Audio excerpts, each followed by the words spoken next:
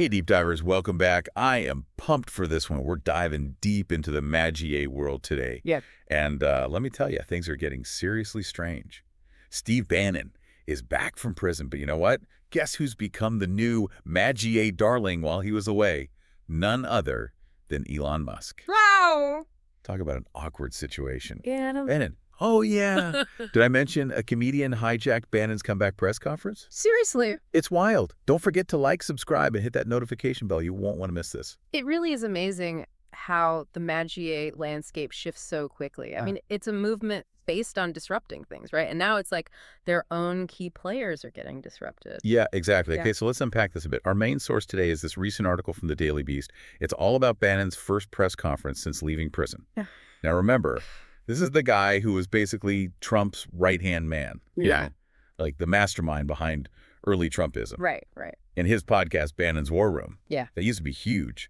But now... Yeah, things have definitely changed. While Bannon was, serving time, his podcast slipped down the charts.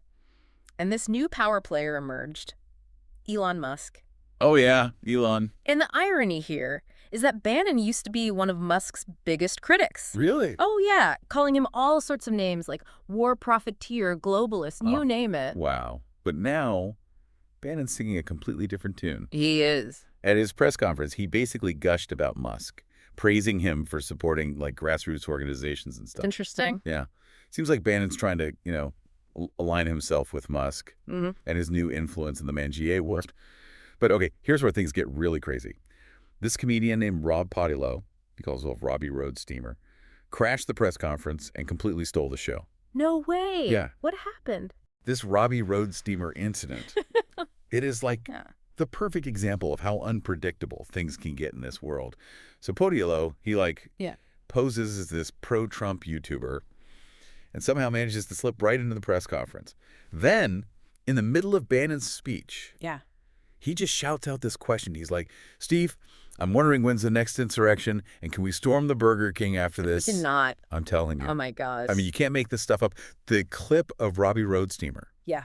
It went viral on X, completely overshadowing anything Bannon was trying to say. What a PR disaster. He was trying to present himself as, this serious political figure. A total farce. Totally. Yeah.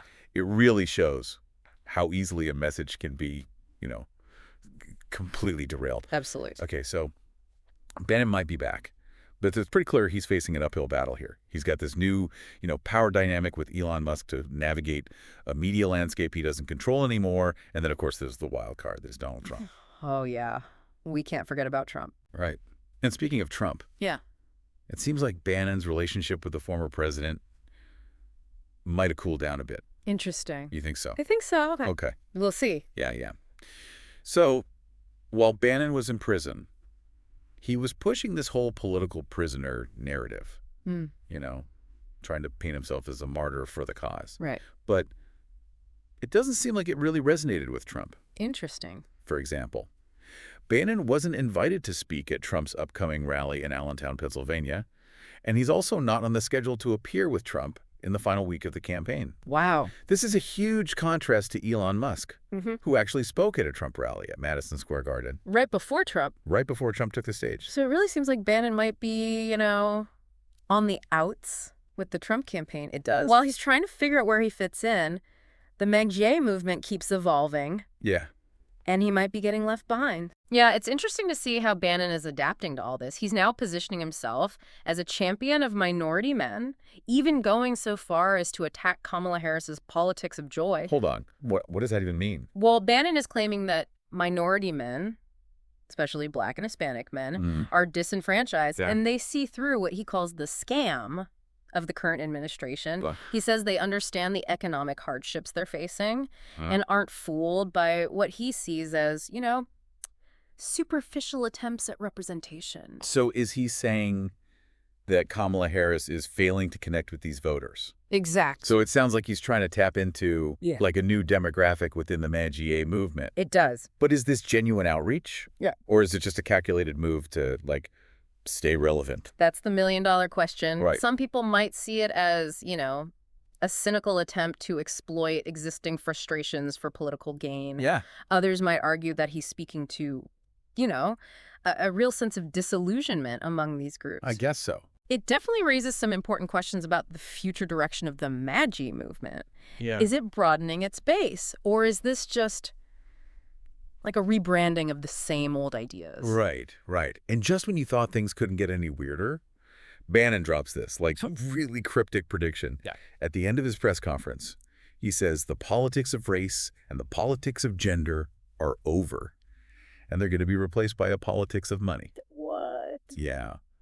That was a pretty bold statement. It left a lot of people scratching their heads. Totally. He didn't really elaborate on what he meant. Yeah. But it seems to suggest that, economic anxieties will become the driving force in politics, overshadowing issues of race and gender. So it almost sounds like he's predicting, Right. like a class-based realignment in American politics. It does. But how does that fit in with the MAGA movement? I mean, it's often been seen as driven by,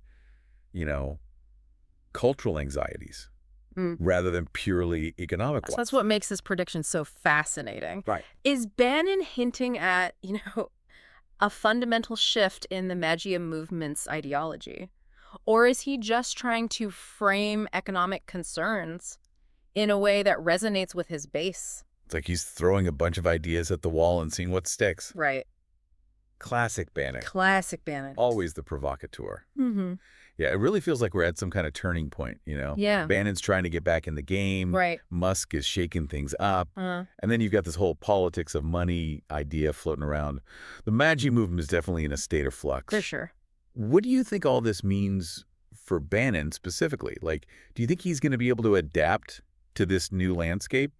Or is his time in the spotlight over? That's the question, isn't it? I mean, Bannon's a smart guy, a real political operator, but he's up against it, that's for sure. Yeah. He has to figure out how to deal with Musk, and how to stay relevant in a movement that seems to be moving on without him. This whole thing with him trying to appeal to minority men, with this politics of joy, critique, it's interesting. It is. I think he recognizes that they need to expand their base. Yeah.